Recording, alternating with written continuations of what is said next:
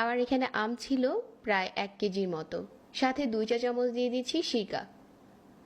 এখন এই চিনির সাথে আমের টুকরোগুলো ভালো করে নেড়েচেড়ে মিশিয়ে নিচ্ছি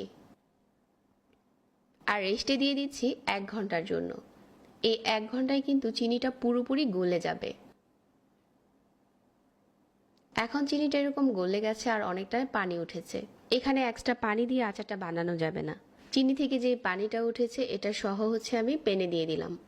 একটু নেড়ে চেড়ে এই প্যানটাকে নিয়ে চুলাতে বসিয়ে দিচ্ছি। মাঝারি আঁচে জাল করে নিতে হবে।